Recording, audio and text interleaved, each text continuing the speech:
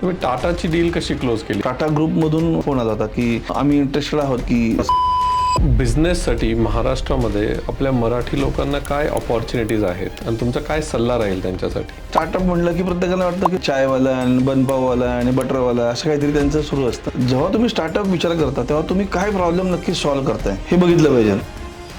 Digital adoption कसं करायचं आणि किती महत्त्वाचं आहे ते? किंवा विदाऊट सोशल मीडिया तुम्ही एक्झिस्टच करू शकत नाही. कुठे शिकायचं त्यांनी हे? Just start using it.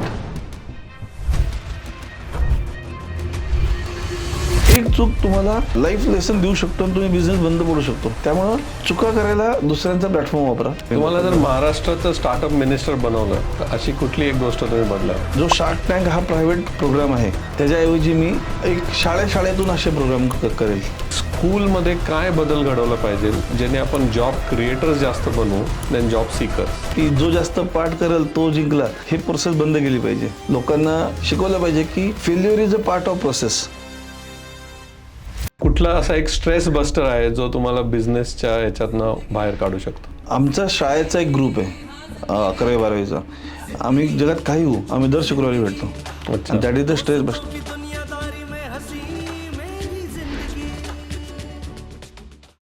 नमस्कार.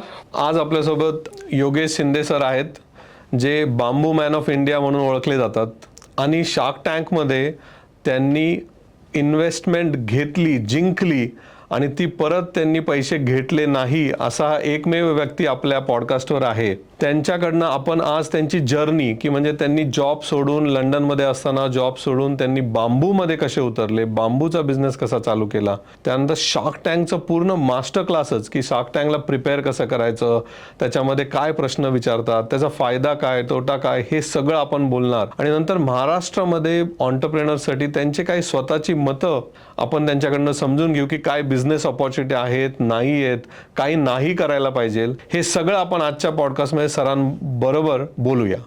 तुम्ही एका मोठ्या IT कंपनीमध्ये होते आणि तिथून तुमचा प्रवास ऑन्टरप्रेनरचा चालू झाला. काय त्यावेळेस काय विचार करत होते तुम्ही आणि कसं चालू झाला हा प्रवास? खरं सांगायचं तर म्हणजे मला असं वाटतं की दोन गोष्टी आहेत. एक तत्कालीन कारण असतं आणि एक लॉंग टर्म कारण असतं. माझंही तसं होतं की पहिल्यांदा बिझनेस हा प्रकारच माहीत नव्हता. की आईवडील शिक्षक, राहायला शिक्षक कॉलनीमध्ये, त्यामुळं सगळ्यांना वाटायचं की हा शिक्षक होणार आहे. आणि त्यामुळं आणि बिझनेस जसं असतं की शिक्षकाचा मुलगा शिक्षक होणार किंवा बिझनेसचा मुलगा बिझनेसमॅन होणार. आणि हे आपले तर जग जाहीर आहे, म्हणजे त्यात काही कोणी कष्ट पण घेत नाही वेगळं व्हायचं. पण जसं मी शिकत गेलो असं थोडंसं वाटत होतं की यार वेगळं करता येईल का, पण विचारणार कोणाला, कारण आसपास सगळे शिक्षकच. बरोबर. आणि ते एक नोबेल प्रोफेशन आहे, लोकांना त्याच्यातला आदर आहे. पण जसं जसं मी गेलो पुढे जॉबला, म्हणजे ग्रॅज्युएशन कंप्लीट झालं, मग PG झालं आणि मग त्यावेळेस जी ITची बूम होती आणि जे मेंढरं घुसतात तसं मी पण घुसलो त्या ITच्या फील्डमध्ये. आणि समहाऊ त्या गोष्टी रिअलाईज व्हायला लागल्या की पैसे यायला लागले, मग स्वतःचं मत यायला लागलं. आणि पहिल्यांदा जे आपण बकेट लिस्ट क्रिएट करतो की मला आयुष्यात हे करायचं आहे, की मला एक घर पाहिजे, एक गाडी पाहिजे किंवा एक लक्झरी गाडी पाहिजे, एक छान फॅमिली पाहिजे, डेट फ्री लाईफ पाहिजे, एक फॉरेन ट्रिप व्हायला पाहिजे, फार्म हाऊस पाहिजे, असं आपण एक लिस्ट बनवतो जनरली आपल्या. तर ॲट द एज ऑफ 35 ते सगळ्या क्लिक झाल्या होत्या की फॉरेन ट्रिप पण झाल्या, फॅमिली पण झाली, मुलं झाली. म्हटलं व्हॉट नेक्स्ट. आणि मग त्यावेळेस कळलं की जॉबमध्ये राहून नाही करता यायचं, कारण तुम्ही समर्पित असता त्या कंपनीला, तुमच्या त्या ॲक्टिव्हिटीजला, वेळ मिळत नाही. मग त्यावेळेस असा विचार सुरू झाला की काही करता येईल का आपल्याला. पण परत तेच की बॅकग्राऊंड नाही आहे, ना आम्ही शेतकरी ना आम्ही बिझनेसमॅन, एक टिपिकल एक शेतकरी म्हणजे शिक्षकी कुटुंबातून आलेलं. त्यामुळं मग तो विचार सुरू झाला की कसं करता येईल. मग म्हटलं आधी एक let's have some financial independence. आणि मग तो आल्यानंतर मग हा विचार आला की येस, आता आपण त्या लेवलला आलो आहोत की आता आपण 1 वर्ष जरी काम नाही केलं तरी गाडी चालू शकेल. अच्छा. आणि मग त्यावेळेस आणि फॉर्च्युनेटली त्यावेळेस मी युरोपमध्ये होतो आणि सगळ्याच गोष्टी झाल्या होत्या. आणि तिथं युरोपमध्ये एक तो बेनिफिट असतो की तुम्हाला वेळ खूप मिळतो, कारण तुमचं काम हे 9 to 5 जे असतं ते 5 नंतर तुम्ही खरंच 5 नंतर फ्री होता आणि 5 नंतर सकाळी 9 पर्यंत तुमच्याकडे काहीच काम नसतं. मग त्यावेळेस हे विचार सुरू झाले. मग हॉबी डेव्हलप झाल्या. मग फिरणं सुरू झालं. मग कळलं की अरे हे लाईफ आहे. म्हणजे it is not only earn and spend नाही आहे, तर एक आपण म्हणतो रसग्रहण म्हणतो सगळ्याच गोष्टींचा. त्या गोष्टी सुरू झाल्या आणि मग ज्यावेळेस गोष्टी घडत होत्या त्यावेळेस बऱ्याचशा गोष्टी लहानपणी समोरासमोर झाल्या होत्या की पैशापासून गोष्टी अडू शकतात. आणि कळलं की बिझनेस हा एकच सोल्युशन आहे जिथून तुम्ही समाजकार्य पण करू शकता आणि स्वतःच्या स्वार्थ पण साधू शकता. जेव्हा तुम्ही हे डिसिजन घेतलं की आता आपण डिसिजन जेव्हा तुम्ही घरी विचारलं असेल किंवा तुम्ही घेतलं तेव्हा तुम्ही इंडियात होता का इंडियाच्या बाहेर होता? नाही, मी 2 टाईपमध्ये डिसिजन झाले. एक डिसिजन झालं पहिलं भारतात परत यायचा. ओके. का तर म्हणलं आता बस, आता let's go back to India, do something meaningful. हे झालं म्हणजे आपला जो पोट भरणं असतं, सोशल स्टेटस असतं ते झालं. आता काहीतरी जाऊ. मग भारतात आलो आणि मग इन्व्हेस्टिगेशन सुरू झालं की काय करता येईल, कसं करता येईल. आणि त्यावेळेस ज्यावेळेस मी होतो बार्कलेजमध्ये होतो स्पेसिफिकली, त्यावेळेस मी ठरवलं की आता जॉब सोडू. मग बिझनेस स्टार्ट केला. पहिले 3-4 महिने दोन्ही पॅरलल केले, पण नंतर कळालं की नाही, हे तुम्हाला एका वेळेस एकाच दगडावर पाय ठेवायला लागेल, दोन्हीवर ठेवून चालणार नाही. आणि मग just simple conversation with wife पहिल्यांदा की बिकॉज ती होती जी अफेक्ट जास्त होणार होती ह्या डिसिजनला. ती अशी बोललो तर ती मला, म्हणजे आम्ही कॉलेजपासून एकत्र आहोत, तर ती मला मोर दॅन 30 इयर्स ओळखते आत्ता. ती मला म्हणली की बघ, तुला सगळी परिस्थिती माहिती आहे, अकाउंटला किती पैसे आहेत, तुझा जॉब कसा आहे, बिझनेस कसा चालेल, तू ठरव. तुला जर वाटलं की तू करू शकतोस बिझनेसमध्ये, लिव्ह द जॉब, पण अडकू नकोस की इथं का तिथं. That works for me. तुम्हाला मिसेसला पटवायला लागलं की मी असं करतोय का इट वॉज व्हेरी इझी? नाही, तिला ते कळायचं की रोज लहान मुलं शाळेत जाताना जसं रडायची तशी मी ऑफिसला जाताना रडायचो.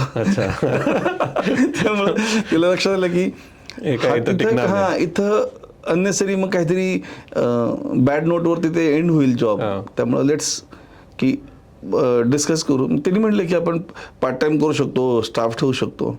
पण नंतर कळालं की ते 3 महिन्यानंतर लक्षात आलंच माझ्या की business is a full time activity. It's not की तुम्ही कोणाला तरी काम सांगितलं आणि डेलिगेट करून केलं. नाही, तुम्ही म्हणताय की तुम्ही 1 वर्ष आधी प्लॅनिंग केलं सोडायच्या आधी, 1 वर्ष आधी थोडं फायनान्शियली पैसे असे ठेवले की 1 वर्ष जर मला काही नाही मिळाले तरी घर चालेल, आणि मग तुम्ही यात उतरले, राईट?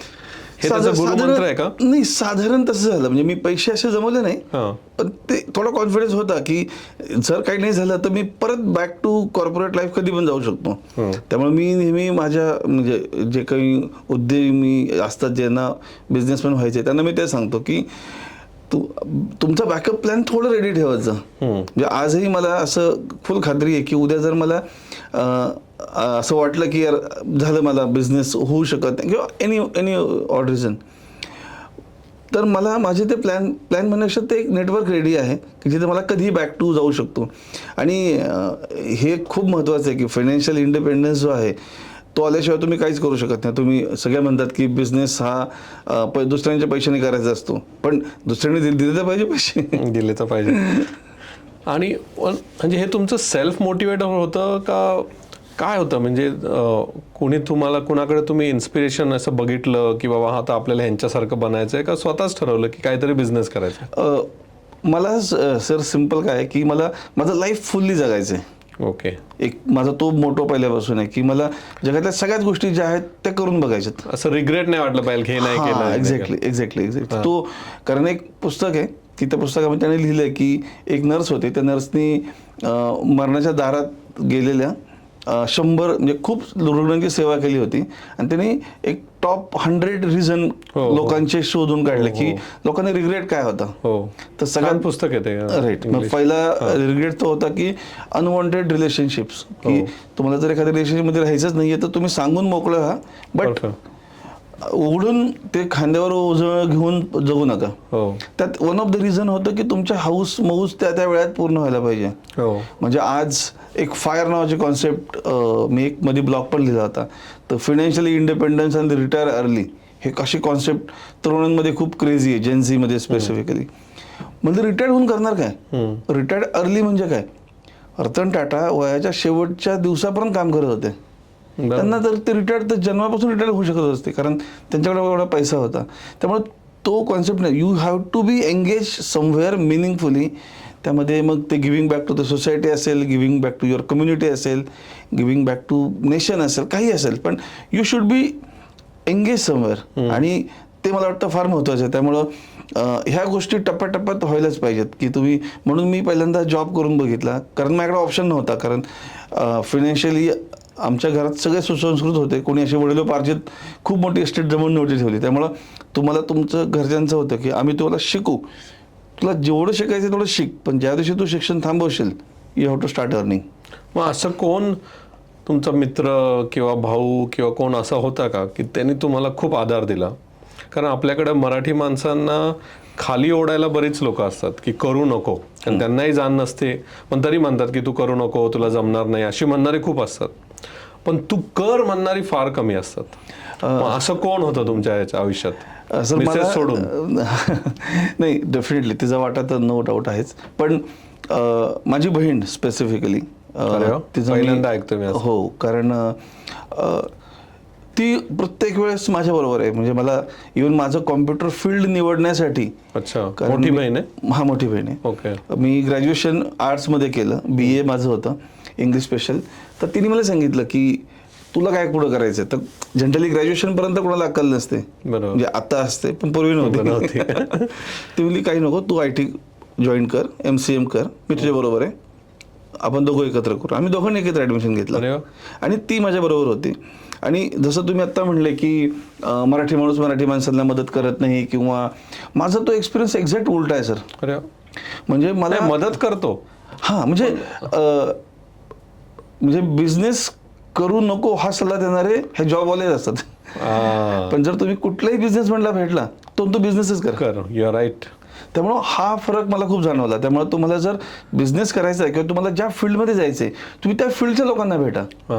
तुम्ही दुसऱ्या फील्डवरून ह्या पहिल्या तेरावर बसून त्या तऱ्हाचा अंदाज नाही घेऊ शकत तिकडं काय. मग जसं मी बांबूचं सुरू केलं, मी बांबू एक्सपर्टला भेटलो प्रॉपर. मग डॉक्टर हेमंत बेडेकर सर असतील, किंवा विनय कोलते सर असतील, किंवा संदीप थेंग म्हणून आहेत, बांबूचे एक उद्योजक आहेत आणि चांगले मित्र आहेत. मी डायरेक्ट म्हणतो ना हॉर्सेस माउथ, त्यांना म्हणलो बाबा मी ह्या फील्डमध्ये येतोय, मला एवढा पगार आहे, 1.5 लाख पगार माझा 2016 होता, माझं हे सेटलमेंट इथं मी होऊ शकेल का? त्यांनी सांगितलं सेम की थोडा वेळ लागेल पण यू कॅन अर्न. असं नाही आहे की इथं फक्त समाजसेवाच आहे किंवा. आणि मग तो मला कॉन्फिडन्स आला आणि तिथून मग सुरू झालं. पण मला थ्रूआउट जर्नीमध्ये म्हणजे इव्हन माझे पेंट सप्लायर असतील किंवा माझे सप्लायर असतील, हे म्हणजे मी असं ठरवून नाही केलं, पण हे सगळे मराठी उद्योजकच होते. त्यामुळे मला तो फार फायदा झाला. की बांबूच का निवडला तुम्ही? एक शेअर सांगतो थोडासा त्यामध्ये, की माझं सगळं सेट होतं लाईफ प्रॉपर एकदम. म्हणजे जसं म्हणतो आपण, तुम्ही पण होता बार्कलेजमध्ये गेला होता, तर मी लंडनच्या कॅनरी वॉर्फ म्हणजे सगळ्यात महागड्या परिसरात 27व्या मजल्यावरती विंडो ऑफिस माझं होतं. आणि सगळं सुरळीत चाललं होतं, फॅमिली हॅपी, फॉरेन ट्रिप्स होत होत्या. पण नंतर मग हे काहीतरी सुचलं आणि बिझनेस सुरू केला. आणि मग नंतर मला तो शेअर कोणीतरी पाठवला, म्हणतो जब जिंदगी ने उंगली करना बंद कर दिया मैं बहुत खुश हो गया, मुझे क्या पता जिंदगी बांबू लाने गई है. म्हणजे ते तसंच झालं की मी असं बांबू नव्हतं ठरवलं ऑनेस्टली, की मी युरोपमध्ये असताना एक सस्टेनेबिलिटी किंवा ह्याची एक वेव युरोपमध्ये होती. ओके. आणि सगळ्यांना अजूनही आहे. आणि दे मीन इट. आपले तर फक्त इंस्टाग्रामसाठी सस्टेनेबिलिटी बोलत नाही किंवा कुठल्या कॅन्डल मार्चसाठी सस्टेनेबिलिटी बोलत नाही, ते फॉलो करतात. तर एक एक्झाम्पल मी नेहमी सांगतो. माझे काउंटर म्हणजे माझा बॉस होता, तर त्यांनी मला एक चांगलं रिलेशन डेव्हलप झाल्यानंतर म्हटलं आपण एकदा फार्म हाऊसवर जाऊयात, I will surprise you with something. मी म्हटलं ठीक आहे. तर मग आमची टीम त्याच्याबरोबर त्या फार्म हाऊसला गेलो. मग आम्ही तिथं सगळं कुक केलं एकत्र सगळ्यांनी मिळून छान. आणि मग जेवताना त्याने मला पत्रावळीमध्ये लीफ प्लेटमध्ये त्यांनी जेवण दिलं. तर आम्ही वाट बघतोय की व्हेरी सरप्राईज. तो दिस इज सरप्राईज. म्हटलं काय सरप्राईज? तो लीफ प्लेट. मग आम्ही सगळे एकमेकांना बघायला लागलो आणि म्हटलं अरे हे तर आम्ही आयुष्यभर खातात. आणि मग त्यांनी सांगितलं it stitch with biodegradable thread, handmade. आणि मग मला कळलं की हे आता काही दुसरे भारतात येणार आहे बरोबर. आणि हेच 1 रुपयाचे पत्रावळी आपल्या 100 रुपयाला विकणार आहे आणि आपणही त्याचे सेल्फी हारशात बघून सेल्फी काढणार आयफोन सारखा. मग म्हटलं की good time to go back to India आणि त्यांनी काय करण्या अगोदर आपण सांगावं बाबा हे आमचं आहे. अच्छा, तर तिथे तुम्हाला हे तसं सुचलं? हा म्हणजे तो एक पॉईंट झाला. किंवा तिथल्या ह्याच्यामध्ये म्हणजे आणखी एक चांगलं एक्झाम्पल की तिथे एक वुडन ब्रश बघितला होता मी, वुडन टूथब्रश. तो बांबूचा नव्हता. मी परत भारतात आल्यानंतर असं वाटलं की आता काय बिझनेस करावा. तर 3 गोष्टी माझ्या डोळ्यासमोर खूप क्लिअर होत्या बिझनेसच्या.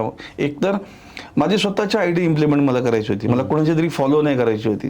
एक स्वतःची आयडिया इम्प्लिमेंट केली, end to end success non success that is my responsibility. Second, काहीतरी फार्मर्स रिलेटेड करायचं होतं. कारण एक असा एक किस्सा होता की मी तो खूप कमी वेळा बोललोय की एकदा मी इंडियात परत आलो होतो आणि असंच आता इंडियात परत आल्यानंतर एक तो असतो ना, तुम्ही फक्त राहता 15-20 दिवस सुट्टीच्या पिरियडमध्ये. त्यावेळेस एक मित्र माझा होता, त्याच्या मोठ्या भावाने सुसाईड केलं होतं आणि तो मला म्हटलं की अरे असं असं झालं. म्हणजे लांबचा भाऊ होता. तर मग आम्ही म्हटलं अरे असं बरोबर नाही आहे, आपण त्याला ओळखतो आपण त्याच्या घरी जाऊ. तर घरी गेल्यावर कळलं की त्याची बायको बघितली, मुलं बघितली आणि म्हटलं काय सुसाईडचं रिझन. तर म्हटले 50,000 रुपये नव्हते. आणि तो शॉक की 50,000साठी सुसाईड कोण करू शकतं. खरं आदल्या रात्री आमच्या हॉटेलचं बिल 60,000 रुपये झालं होतं. म्हणजे आम्ही जे मित्र भेटलो होतो, आम्ही म्हणजे अरे देर इज समथिंग रॉंग. आपण ज्या सोसायटीत राहतो तिथं असं कसं होऊ शकतं, हॉटेलचं बिल 60,000 आणि हा माणूस 50,000साठी गेला. म्हणजे आणि ह्या गोष्टी कुठेतरी थोडं हे लागल्या. आणि ज्यावेळेस परत मी जर्मनीत गेलो आणि ह्या डिस्कशन व्हायचं आणि मग प्रत्येक वेळेस गव्हर्नमेंट शूड डू दिस, ह्यानी हे केलं पाहिजे, त्यांनी ते केलं पाहिजे, अंबानी एवढं कमवतो त्यांनी देत का नाही लोकांना, अरे अशा गोष्टी. आणि म्हटलं सगळं ठीक आहे, मी काय करतोय. म्हणजे आपण टॅक्स भरतोय की, अरे म्हणजे टॅक्स इज नॉट, तुम्ही एक्सक्यूज देऊ शकत नाही म्हणजे तुम्ही. आणि मग तो वन ऑफ द पॉईंट आपण म्हणू शकतो की असं वाटलं मला की नाही यार काहीतरी. मग आम्ही एक पूल पैसे गोळा केले, त्याच्या बायकोला दिले. पण नंतर तो डोक्यात राहिला विचार की हे पैसे तिला किती दिवस पुरणार आहेत. तर आपण असं काय करू शकतो का की तिला रेग्युलर इन्कम सुरू होऊन जाईल. त्यामुळे फार्मर हा तुमच्या फार्मर्स हा डोक्यासमोर राहिला. आणि माझे जर्मनीत जिथे मी राहायचो तो सुद्धा एक शेतकरी होता. मी ज्याच्या रेंटवर घर आम्ही घेतलं होतं तो लँडलॉर्ड फार्मर होता. पण त्याच्याकडे मर्सिडीज होती, त्याच्याकडे स्वतःचा JCB होता, त्याच्याकडे स्वतःच्या ट्रॅक्टर्स होते. आणि मग मी ते अशी गप्पा मारायला सुरुवात केली की अरे तुमच्यात आणि आमच्यात काय फरक आहे, म्हणजे तुमच्या शेतकऱ्यांमध्ये आणि आमच्या शेतकऱ्यांमध्ये. आणि मग काही गोष्टी त्यांनी जे सांगितल्या त्या थोड्याशा मला पटल्या. तो म्हणला की आम्ही फक्त, तुम्ही म्हणता की आम्ही टेक्नॉलॉजिकल ॲडव्हान्स आहोत जर्मनी, असं नाही आहे. आम्ही आमचे रूट्स जे आहेत किंवा आमचं जे कल्चर आहे तशा शेतकऱ्यांच्या आसपास डेव्हलप करतो. म्हणजे फॉर एक्झाम्पल आज जर्मनीमध्ये जर मी म्हटलं की सागर सर तुम्हाला जर्मनीचं नाव घेतलं डोळ्यासमोर काय येतं, लोक म्हणतील टेक्नॉलॉजी, राईट, क्लीन रोड्स किंवा BMW, मर्सिडीज, ह्या सगळ्या गोष्टी. पण एक जर्मनीची सगळ्यात मोठी गोष्ट आहे ती म्हणजे बियर. जर्मन बियर जगात सगळ्यात म्हणतात की फेमस आहे. पण ती फेमस काय आहे तर जर्मनीमध्ये एक्सेस प्रोडक्शन बार्लेचं होतं. आणि ते बार्लेला कन्व्हर्ट काय करायचं, ते कन्व्हर्ट टू बियर कल्चर. अच्छा. आणि त्यानंतर मग ऑक्टोबर फेस्ट सुरू झाले. आणि मग त्यांनी ते प्रत्येक सिटीची एक वेगळी बियर, आणि मग 2 सिटीमध्ये त्या बियरवरनं कॉम्पिटिशन वगैरे वगैरे, एक असं छान एन्व्हायरमेंट झालं. म्हणजे मी फ्रँकफर्टला गेलो आणि फ्रँकफर्टच्या एअरपोर्टवरती मी जर कलोनची बियर मागितलं तर दे फील इन्सल्ट की अरे आमची असताना तुम्ही त्यांची का पिताय. अरे बाप. म्हणजे it is something like that. मग मला कळलं की जर आपलं काही करायचं असेल भारतात, जर नेक्स्ट रिव्होल्युशन काढायचं असेल जसं ग्रीन रिव्होल्युशन किंवा मिल्क रिव्होल्युशन नंतर, तर there is a golden revolution. And that golden revolution come with the sustainability. And then सस्टेनेबिलिटीला एकच पर्याय म्हणजे बांबू.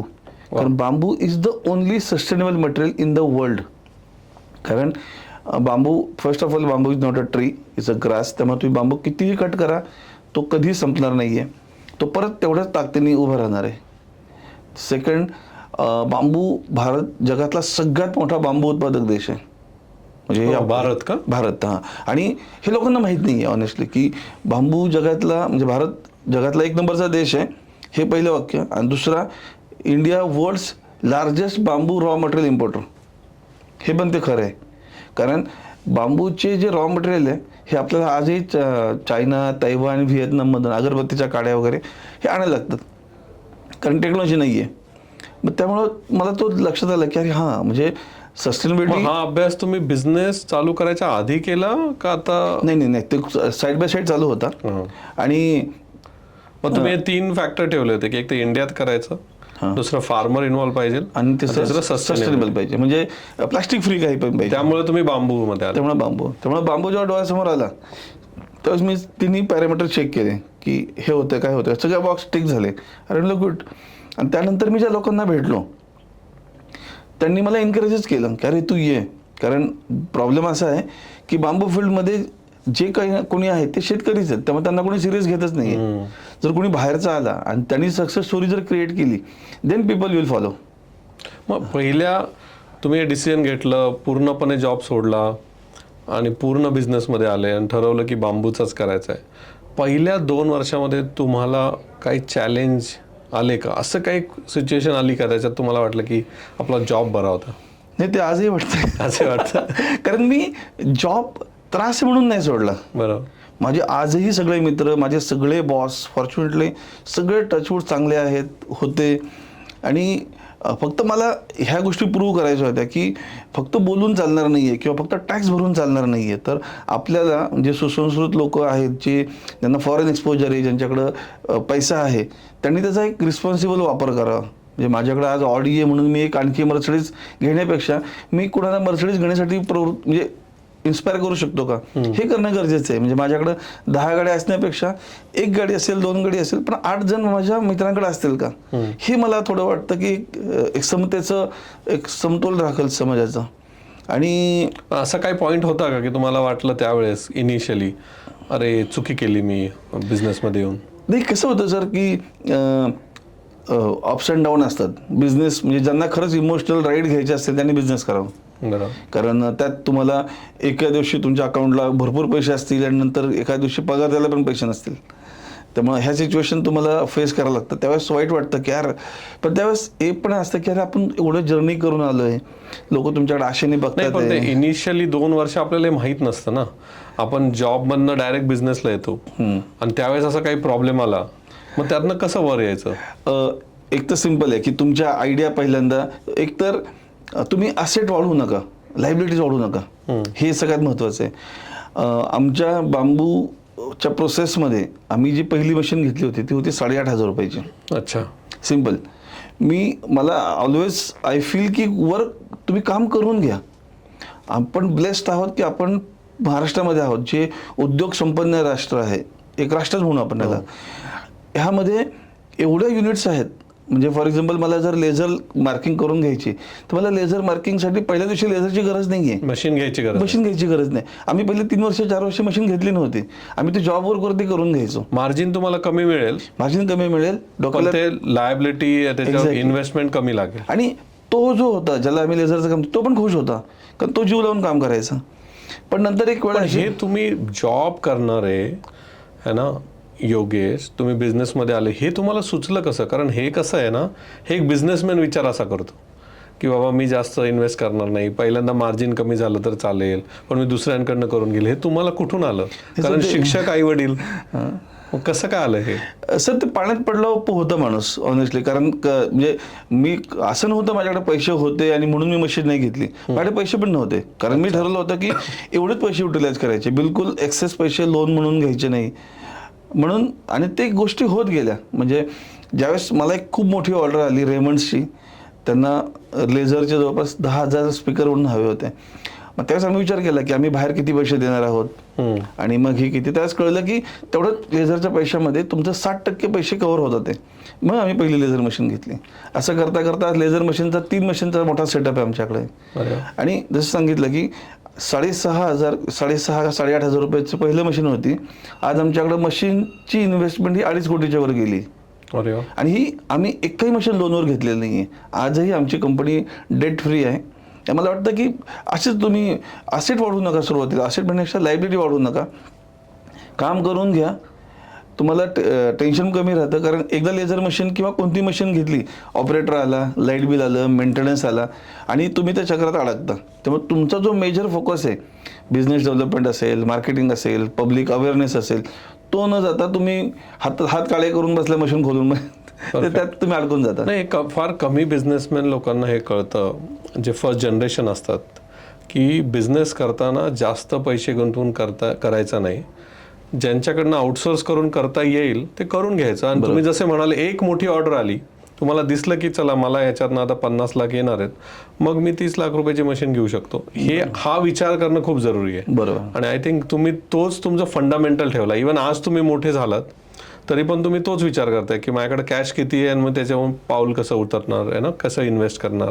बरोबर. कारण पैसा जर म्हणजे कुठली नशा जर सगळ्या जगातली कुठली मोठी असेल ना, ती पैशाची आहे. अच्छा. म्हणजे ती तुम्हाला चांगल्या गोष्टीला पण घेऊन जाऊ शकते आणि वाईट गोष्टीला पण घेऊन जाऊ शकते. त्यामुळं तुमच्या अकाउंटला जेवढा कमी पैसा असेल तेवढं तुम्ही जमिनीवर राहता. अच्छा, हे तुमचं मत आहे. हे माझं मत आहे.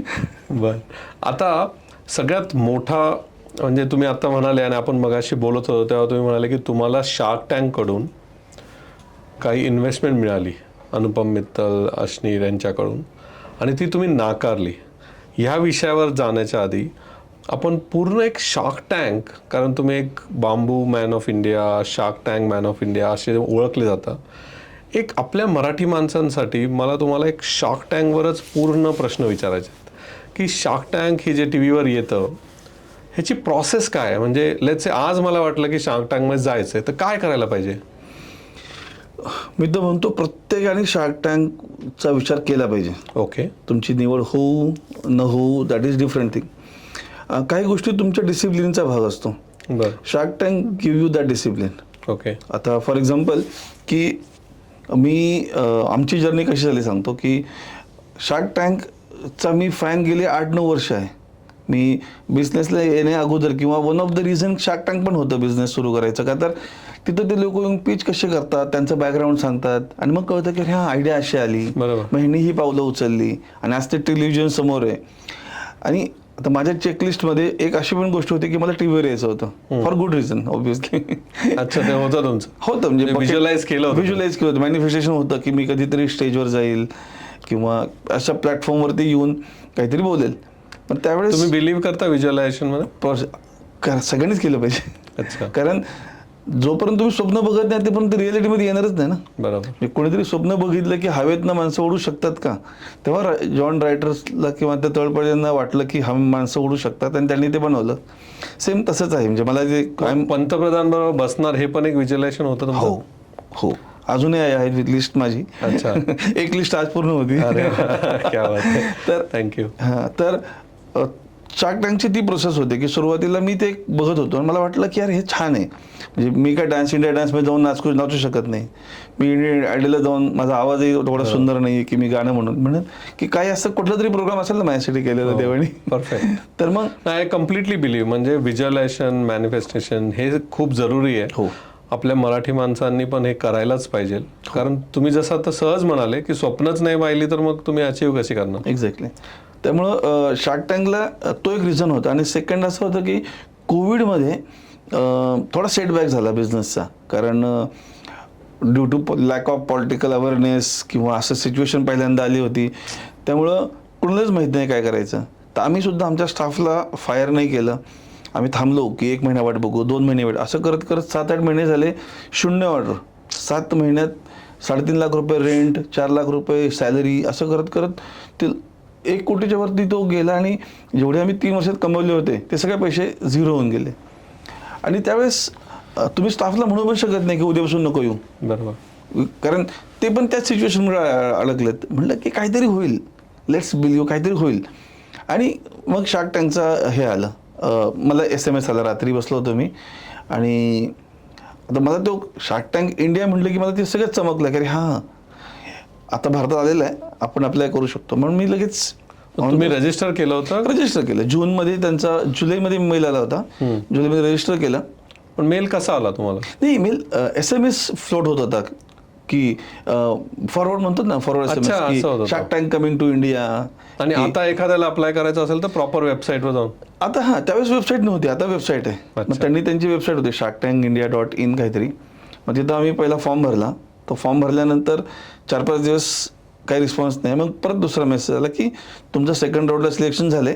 आणि मग त्यांनी डिटेल फॉर्म मागितला मग त्यामध्ये सगळंच तुमचा 3 वर्षाचा IT रिटर्न द्या, तुमचं बॅकग्राऊंड क्वालिफिकेशन, तुमचं मार्क लिस्ट, सगळं त्यांनी 16 पानांचा फॉर्म होता. मग तो भरला. मग तो फॉर्म भरताना कळलं की अरे हे मिसिंग आहे आपल्याकडे. म्हणून तुम्ही म्हणताय सगळ्यांना की सगळ्यांनी जावा. मग तो भरत गेलो. मग ते जेव्हा भरल्यानंतर ॲटलिस्ट मला हे कळलं, बघा सिलेक्शन हो ना हो, ॲटलिस्ट मला हे कळलं की माझ्याकडे हे मिसिंग आहे. बरोबर. ॲज अ बिझनेसमॅन माझ्याकडे हे मिसिंग आहे. कारण ऑडिटेड बॅलन्स शीट लागत होती त्याला. मग ते आम्ही करून घेतली. परत ते झाल्यानंतर 8-10 दिवसांची लंबी खामोशी आणि मग परत एक कॉल आला की आम्हाला एक व्हिडिओ कॉन्फरन्सिंग घ्यायची आहे. की म्हटलं ठीक आहे. मग परत व्हिडिओ कॉन्फरन्सिंग, मग तेच प्रश्न त्यांनी फक्त रिकन्फर्म केले की तुमचे बॅकग्राऊंड काय आहे, मग तुम्ही का इथं आला. मग ते झाल्यानंतर मग 4थ्या राऊंडला त्यांनी मुंबईत बोलवलं की ॲक्च्युअल ड्रेसमध्ये या, ॲक्च्युअल प्रोडक्ट घेऊन या, सगळे डॉक्युमेंट अटेस्टेड करून या. मग ते डॉक्युमेंट सबमिट केले. परत डमी शार्क टँक तिथं त्यांनी परफॉर्म केला. आम्ही शार्कची टीम येते ना तिथे, शार्कची, हां, सोनी टेलिव्हिजनची होती आणि आणखी कोणतरी होते. मग तिथं त्यांनी सांगितलं की तुम्ही एक नाही तुम्ही दोघं या, छान दिसाल. कारण एकट्याचं इम्प्रेशन नाही पडत. ड्रेस पण तुम्ही असे घाला की थोडं मराठी टाईपचे ड्रेस घाला. म्हणजे थोडंसं एक इमोशनली पण कनेक्ट त्यांना लागतं ते. कारण सोनी टेलिव्हिजन जे आहे त्यांना TRP हवा आहे. बरोबर. तुम्ही डील मिळवू न मिळवू त्यांना काही फरक नाही पडत. राईट. मग तो त्यांनी गाईड केला आणि मग तिथून मग ब्रेक झाला. आणि मग नंतर महिन्याभराने नोव्हेंबर मिडमध्ये मला कॉल आला की तुमचं फायनल राऊंडला सिलेक्शन झालेलं आहे आणि मुंबईत तुम्हाला यावं लागेल. आणि मग 3 दिवस त्यांनी आम्हाला 5 स्टार हॉटेलला ठेवलं. तिथे सगळीच टीम होती. म्हणजे त्यांनी काय केलं होतं की सोमवार ते गुरुवारपर्यंत तिथे थांबायचं हॉटेलमध्ये आणि ते रोज प्रॅक्टिसला घेऊन यायचे. तुमचे सगळे डॉक्युमेंट्स चेक करायचे किंवा सगळं तुम्ही काय बोलणार आहात, कसं बोलणार आहात. मग मिलियन शब्द नाही वापरायचा, लाख वापरा, बिलियन नका वापरू, करोड वापरा. राईट. स्टार्टअपचे टर्म्स वापरा, हे टर्म असे अब्रिव्हिएशन नका वापरू, डिटेल वापरा, कारण प्रेक्षकांना माहीत नाही आहे. असं करत करत त्यांनी ते 3 दिवस ट्रेनिंग दिलं आणि शुक्रवार शनिवार रविवार शूटिंग व्हायचं. मग आमचं एक शूट झालं आणि मग त्यात पण त्यांनी सांगितलं की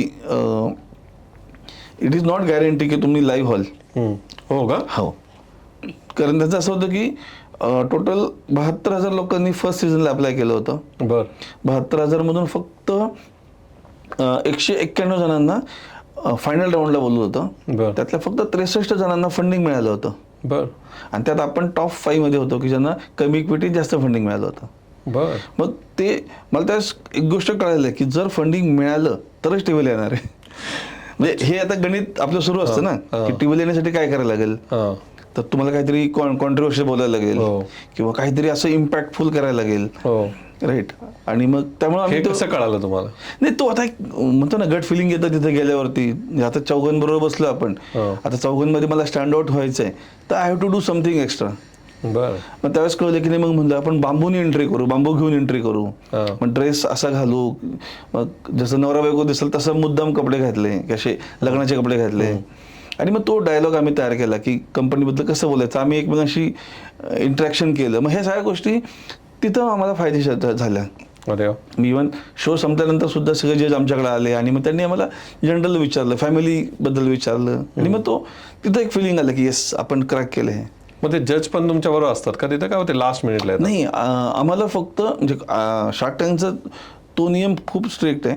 जजला माहीत नसतं की कोण येणार आहे, एकदम स्ट्रिक्ट आहे. आणि आम्हालाही फक्त आदल्या दिवशी कळतं की आज 5 जज कोण आहेत. हो का? हां, म्हणजे जे 7-8 असतात त्यातले 5 कोण अवेलेबल आहेत. आणि that is the only chance. आम्ही त्यांना भेटतो आणि संपला विषय. अच्छा. त्यामुळे ऍक्च्युअल 20 मिनिटं असतात तुमच्याकडे? नाही, आमचा शूट झाला जवळपास 1 तास 18 मिनिटं. बरं. कारण ते आडवत नाही, ते कंटिन्यू कॅमेरा चालू असतात. पण नंतर मग एडिटमध्ये ते कमी करून 12 मिनिटाचा करतात, 12-13 मिनिटं. पण आम्ही त्यांच्याशी जवळपास 1.25 तास बोलत होतो. 1 तास 18 मिनिटं मी प्रॉपर रेकॉर्डिंग ठेवलं होतं माझ्याकडं. कधी आपण एंट्री केली, कधी बाहेर पडलो. तर तुम्ही असं म्हणता शार्क टँकमध्ये जर कोणाला जायचं असेल तर पहिल्यांदा तुम्हाला एक रजिस्टर करायला लागतं. बरोबर. एक थोडीशी समरी देऊन तुमच्या बिझनेसबद्दल. तुम्ही त्यात सिलेक्ट झाले तर एक मोठा फॉर्म भरायचा 15-20 पानांचा आणि सगळे डॉक्युमेंट्स द्यायचे वगैरे, ती प्रोसेस आहे. त्याच्यात सिलेक्ट झाले तर एक व्हिडिओ कॉन्फरन्सिंग होणार. बरोबर. त्याच्यात सिलेक्ट झाले तर तुम्हाला त्यांच्या ऑफिसमध्ये बोलवलं जाणार. बरोबर है ना. आणि तिथे सिलेक्ट झाले तर मग तुम्हाला हॉटेलमध्ये 5 स्टार हॉटेलमध्ये ठेवून ट्रेनिंग दिलं जाणार की टीव्हीवर कसं जायचं. आणि हे झाल्यावर पण गॅरंटी नाही की तुम्ही टीव्हीवर येणार आहे. नाही, आम्हाला शुक्रवारी संध्याकाळी म्हणजे आम्ही एपिसोड बघत होतो आणि शुक्रवारी संध्याकाळी जेव्हा कळलं नेक्स्ट वीकमध्ये कोण येणार आहे, तेव्हा मी दिसलो, तेव्हा मला कळलं की अरे मॅम सोमवारी आमचा एपिसोड आहे. वाव. ते शार्क टँकच्या टीमचं ते खूप मानलं पाहिजे की ते फोनच नाही करत, त्यांच्याकडे फक्त आउट गोईंग आहे, इनकमिंग नाही आहे. त्यामुळे ते तुम्हाला सांगतच नाही की तुमचं सेकंड राऊंडला सिलेक्शन झाले किंवा थर्ड राऊंडला. जर तुम्हाला फोन आला तर यू आर सिलेक्टेड, फोन नाही आला you are not selected, as simple as that. आता हे जे तुमचे 3 दिवस होते तिथले, त्याच्याबद्दल जरा बोलूया की काय म्हणजे तिथं कसं प्रिपेअर करून घेता, काय म्हणजे तुम्ही काय प्रिपेअर केलं, ते तुम्हाला काय ट्रेनिंग देतात का, कसं उभं राहायचं, काय करायचं, की तुमच्याकडनं जे प्रेझेंटेशन बनवतात कसं असतं हे? त्यांनी सुरुवातीला ज्यावेळेस मुंबईला मला फर्स्ट टाइम इन्व्हाइट केलं होतं स्टुडिओमध्ये, त्यांनी सांगितलं की तुमचं एक 2.5 मिनिटाचं एक स्पीच, एलिव्हेटर स्पीच आपण जे म्हणतो, बरं. इंट्रोडक्शन स्पीच, ते बनवा. ते तुम्ही कसंही बनवा, ओके. ते आम्ही तुम्हाला गाईड नाही करणार. आणि आम्ही ते स्पीच बनवलं, मग तिथं प्रेझेंट केलं आणि मग नंतर त्यांनी ते ट्यून केलं की मग त्यात मी काही मिलियन शब्द वापरला, त्यांनी मिलियन नका वापरू, लाख वापरा. किंवा तुम्ही हे, कारण त्यांच्याकडे पण ते लोक आहेत जे कॅमेरावर कसं दिसेल, मग ते तुम्ही पट्ट्याचे शर्ट नका घालू, ते कॅमेरा डिस्टर्ब होतं, हा कलर नका वापरू, त्या दिवशी ही थीम आहे, असं करत त्यांनी मग ते 3 दिवस ते तेच गाईड करतात की तिथे एक मोराचं चिन्ह आहे फ्लोअरवरती शार्क टँकच्या, ते मोराच्या बरोबर चिन्हाच्या समोर येऊन तुम्हाला थांबायचं असतं, इथून बाहेर जायचं नाही. बरं. पाठ असे पाहिजे, पोस्चर असं पाहिजे. मग ते त्या गोष्टी खूप, कारण ते 1 तास 18 मिनिटं जे शार्क टँकचे असतात जे कम्युनिकेशन, तिथं कुठेच ब्रेक होत नाही. अच्छा. ते सगळ्यात म्हणजे रिटेक वगैरे प्रकार नाहीये. तुम्ही ते खरंच रिअल आहे, राईट? खरंच रिअल आहे. म्हणजे त्यांनी आम्हाला जे आम्ही कॉरिडॉरमधनं पास होतो तिथून 2 कॅमेरा तुम्हाला फॉलो करतात, तुम्हाला ते दार उघडतं आणि तुम्ही आत गेला की जे टाइम सुरू होतो तर परत तुम्ही कॉरिडॉरमधनं बाहेर जाईपर्यंत कॅमेरा कंटिन्यू चालू, नो रिटेक, नो पाणी पिणी, काही तसं काही प्रकार नाही आहे. It's as simple as that. आणि 3 दिवस ते म्हणजे नॉट ओन्ली मी, म्हणजे आमची टीम, आम्ही दोघं नव्हतो फक्त, त्याबरोबर आमच्याबरोबर जवळपास 12-15 लोक होते, जास्त असतील. की काहींचं शुक्रवारी शूट झालं, काहींचं शनिवारी शूट झालं, काहींचं रविवारी शूट झालं. मग त्यांना ते गाईड करायचे की तुम्ही असं उभं राहा किंवा इतकं एवढं दोघांमध्ये डिस्टन्स ठेवा, हे शब्द वापरा, जास्तीत जास्त हिंदी बोला. पण तुमच्या बिझनेसबद्दल ते काय ट्रेन नाही करणार? नाही, बिझनेसबद्दल नाही. नंबरबद्दल ट्रेन करतात की तुमचे काही नंबर्स बाय हार्ट पाहिजे, की तुमचा मागच्या महिन्याचा सेल काय होता, मागच्या 3 महिन्याचा सेल काय होता, तुमचा इबिटा किती आहे तुमचा. म्हणून मी म्हटलं की शार्क टँकला का जायचं, कारण वन्स यू स्टार्ट बिझनेस आपण त्या फ्लोमध्ये एवढं अडकतो की आपण आपल्याला कळत नाही की हे पण महत्त्वाचं आहे, डॉक्युमेंटेशन किती महत्त्वाचं आहे. आणि मला IT मुळे ते कळलं की कोडिंग हा पार्ट 10% असतो, राईट, पण बाकी 50% तुमचं प्रिपरेशन असतं, 40% टेस्टिंग असतं. तर तसंच शार्क टँकमध्ये सुद्धा जाण्याचा सगळ्यात मोठा बेनिफिट हाच आहे की तुम्हाला कळतं की तुमचा बिझनेस काय आहे. कारण आम्ही ज्यावेळेस बिझनेस करत होतो तेव्हा सिम्पल आहे, रॉ मटेरियल घ्या, प्रोसेस करा, प्रोडक्ट करा, विका. पण ज्यावेळेस त्यांनी विचारलं की तुमचा मागच्या महिन्याचा सेल काय आहे, त्याच्या मागच्या महिन्याचा सेल काय आहे, वर्षभरचा सेल काय आहे, मग हा डिफरन्स काय आहे, मग ह्या महिन्यात का स्पाईक झाला, मग आम्ही म्हणणार हा खरंच की स्पाईक झाला. कारण एकदा बिझनेस तुमचा चांगला रोल आउट सुरू झाला की तुम्ही मग त्या गोष्टीकडे लक्ष देत नाही. आणि मग मला ते कळलं की नाही, हे करणं किती गरजेचं आहे. आणि त्यानंतर शार्क टँक नंतर मग आम्ही ती प्रोसेस सुरू केली, मंथ ऑन मंथ डेटा बघायचा, कुठं एक्सपेन्स, कुठं खर्च जास्त होतोय, सोशल मीडियाकडनं ROI काय आहे, ROAS काय आहे, ह्या गोष्टी तिथून सुरू झाल्या. शार्क टँक पासून सुरू झाल्या. तुम्ही जेव्हा शार्क टँकच्या त्या 118 मिनिटाच्या स्टेजमध्ये एंटर केली त्यावेळेस तुमच्या मनात एक गोष्ट काय होती अशी, की जेव्हा तुम्ही स्टेप इन करणार आहात तेव्हा काय स्वतःला सांगत होते तुम्ही? पैसे पाहिजे भाऊ आपल्याला.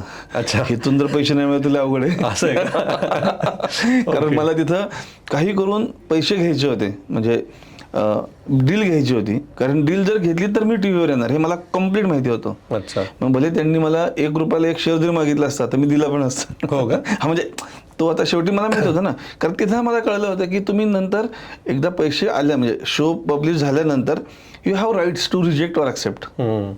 तिथं ॲक्सेप्ट होतं, तिथं म्युच्युअल ॲक्सेप्ट होतं. त्यानंतर तुमचं डॉक्युमेंटेशन, ड्यू डिलिजन्स कम्प्लीट होतो, लिगल व्हेरिफिकेशन होतं, बॅकग्राऊंड व्हेरिफिकेशन होतं. मग त्यात शार्कला पण अधिकार असतो की ते पण रिजेक्ट करू शकतात. आणि बरेच वेळा तसं होतं की लोक तिथं जोशमध्ये खोटं बोलून जातात आणि नंतर कळतं एवढं टर्नओव्हरच नाही आहे. तर आपण आता बोललो की तुम्ही रजिस्टर कसं केलं, तिथे पोहोचले हॉटेलमध्ये. 3 दिवस तुम्हाला ट्रेन केलं गेलं. ट्रेन नंतर तुम्ही ते ऍक्च्युअल तिथे गेले. आता जेव्हा तुम्ही ऍक्च्युअल आत गेले, ते 118 मिनिटाची काय समरी, काय विचारलं त्यांनी तुम्हाला आणि तुम्ही कसं काय काय माहोल होतं ते सगळं? नाही, माहोल एकतर आम्ही घाबरलो होतो खूपच. ओके. कारण ते नॅचरल आहे. नॅचरल आहे, कारण आम्ही Shark Tank is the only thing where we pitch. त्यानंतर आज पण आम्ही कधी पिच नाही केलं आणि आधी पण नाही केलं. आधी पण नाही केलं. बरोबर. कारण कधी वेळच नाही पडली तशी. डायरेक्ट शार्कच्या पुढेच गेला. हा, डायरेक्ट शार्कच्या पुढे. आणि त्यावेळेस माहित पण नव्हतं ना हे शार्क आहेत, हे असे. फक्त तिथं माहित होतं की पुण्यातली एक लेडी आहे, नमिता ठापर म्हणून आहे. ठीक आहे. नंतर एक कळलं की अश्नीर आहे, तुफर चिडका आहे, तो सगळ्यांची वाटलं होतं. नंतर एक अमन आहे, जो नेहमी हवेत असतो की मी लय भारी, नाही का. मग अशा गोष्टी फक्त उडत्या उडत्या माहित होत्या. आता लोकांना माहिती आहे की अमन गुप्ता कोण आहे. त्यावेळेस कुणालाच माहित नव्हतं ना की अमन कोण आहे, अश्नीर कोण आहे. फक्त अश्नीरची दहशत तिथं पण होती, जे आज पण आहे. आता कमी झाली. हा, म्हणजे वेळेप्रमाणे शेर बुडा होता. तर मग त्यामुळे तो एक भीती होती की. पण नंतर एकाने सांगितलं, अरे नाही, नमिता म्हणून मॅडम आहेत, त्या मराठी माणसांना सपोर्ट करतात, तुम्हाला त्यांचीच डील मिळेल 100%, बघा मी लिहून देतो. असे तिथल्या आमच्या मेकअप बॉयजने वगैरे सांगितलं. आणि तिथे गेलो तीच म्हणली आय एम आउट. म्हणजे पहिली आउट वगैरे तीच होती. म्हणजे मग तो पण फनी होता. म्हणजे त्यांनी आम्हाला खूप कम्फर्टेबल केलं पहिल्यांदा की बिझनेस राहून द्या, तुमच्याबद्दल बोला. हो का? हां, शाक्ती तुमच्याबद्दल बोला तुम्ही. मग तुम्हाला हे सुचलं कसं, मग बांबूच का, मग नीम का नाही, बबूल का नाही, किंवा मग अजून का काय काय काय झालं, मग तुमचा पहिला प्रोडक्ट कोणता होता. मग त्यावेळेस एक कॉन्फिडन्स आला की हा यार, म्हणजे उगाच इंट्रोगेशन चालू नाही आहे, इट्स अ फेअर डिस्कशन. अच्छा, it's a fair discussion. Fair discussion. आणि मग आधी पियुषनी अमननी ऑफर दिली, मग पियुष आणि अमननी मिळून ऑफर दिली. मग नंतर अश्लीर आणि अनुपम एकत्र आले, मग त्यांनी बाहेर जाऊन त्यांनी डिस्कस केलं. मग त्या दोघांमध्ये कॉम्पिटिशन सुरू झाली. अच्छा. आणि मग शेवटी 80 lakhs म्हणजे 50 lakhs फॉर 4% आणि 30 lakhs डेट. आणि लास्ट मोमेंटला अश्नीरनी पत्ते खोलले होते 3.5%. आणि मग तो गेमच चेंज झाली. आणि मग ते सगळे म्हणजे बाकीचे दोघं जे होते ते नाराज झाले की यार असं नाही आहे, अश्नीर दिस इज नॉट राईट.